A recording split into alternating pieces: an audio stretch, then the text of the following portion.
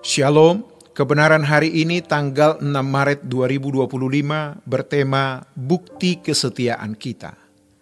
Galatia pasal 1 ayat 10. Jadi bagaimana sekarang? Adakah ku cari kesukaan manusia atau kesukaan Allah? Adakah ku coba berkenan kepada manusia? Sekiranya aku masih mau mencoba berkenan kepada manusia, maka aku bukanlah hamba Kristus.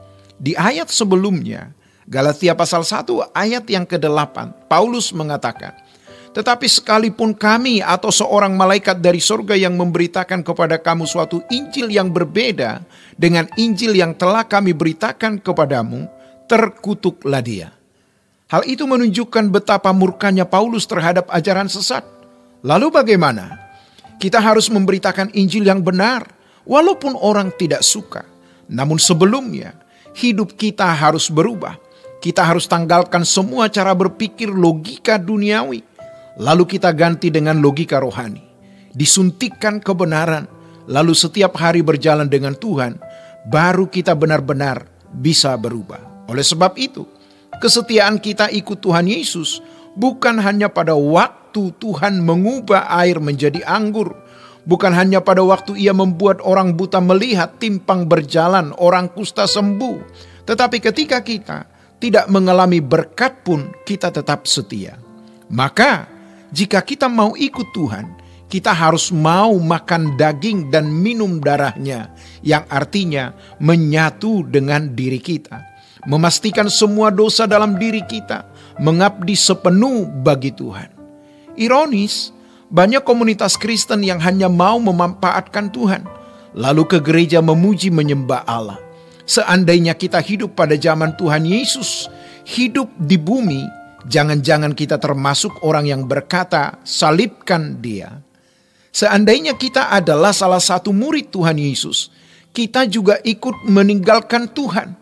Namun ingat, saat itu mereka belum tahu. Sementara saat ini kita sudah tahu. Oleh sebab itu, jangan sampai kita melakukan kesalahan yang sama seperti mereka yang berkata, salibkan dia.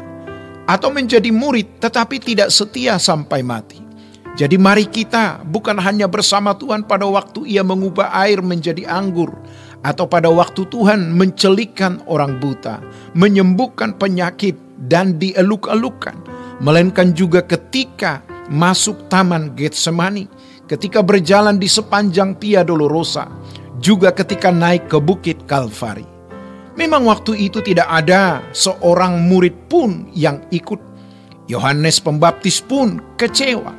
Namun kita sekarang sudah tahu, dia raja dari segala raja. Bagaimana mengimplementasikan, mengaplikasikan konkret kesetiaan kita kepada Tuhan? Kesetiaan kita kepada Tuhan Yesus terbukti ketika kita bersama-sama dengan dia masuk Getsemani, berjalan di sepanjang Via Dolorosa, bahkan sampai di kayu salib. Kalau dahulu kita berkata, oh Tuhan baik, luar biasa, aku mencintai Engkau, dia menyembuhkan dan menolongku. Namun sekarang kita mencintai Tuhan, walau kadang-kadang Tuhan seperti meninggalkan kita, tidak merespon. Satu hal yang membuat kita kuat adalah pada waktu Tuhan Yesus di kayu salib berkata, Eloi, Eloi, lama sabachthani. Allahku, Allahku, mengapa kau tinggalkan aku? Namun dia mengakhiri dengan kalimat, ke dalam tanganmu kuserahkan rohku. Itu adalah bukti kepercayaan, kesetiaan yang luar biasa. Menaruh percaya itu tidak mudah. Apalagi seakan-akan Allah memalingkan mukanya dari kita. Padahal sebenarnya tidak. Pertanyaannya, seberapa kita serius menaruh percaya kepadanya? Dan seberapa kita berani menumpahkan tetes keringat dan tetes darah kita yang terakhir seperti yang dilakukannya di kayu salib.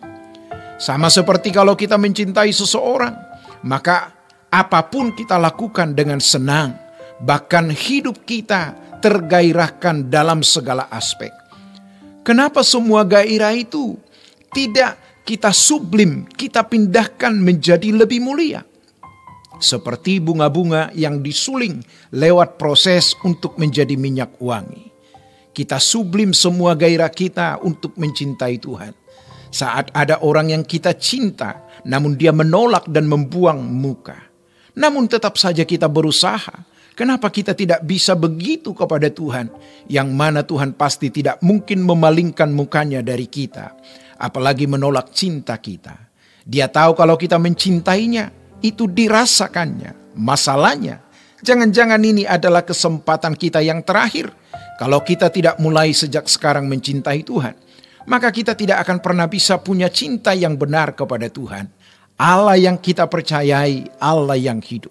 Ini adalah pilihan. Pelajari lalu pahami cara berpikirnya atau logika rohaninya. Jangan hanya memanfaatkan kuasanya. Dunia bukan rumah kita. Kita hidup hanya untuk persiapan hidup yang sesungguhnya nanti, bukan di bumi ini. Kebahagiaan bukan di bumi ini, melainkan di langit yang baru dan bumi yang baru.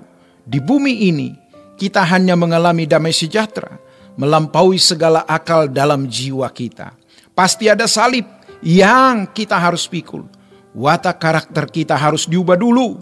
Baru Tuhan mempercayai kita memikul salib. Satu kehormatan kalau kita bisa menderita dengan Tuhan. Sebab kalau kita menderita bersama dengan Tuhan, kita dimuliakan bersama-sama dengan Dia. Demikianlah kebenaran hari ini. Tuhan Yesus memberkati. Sola Gracia.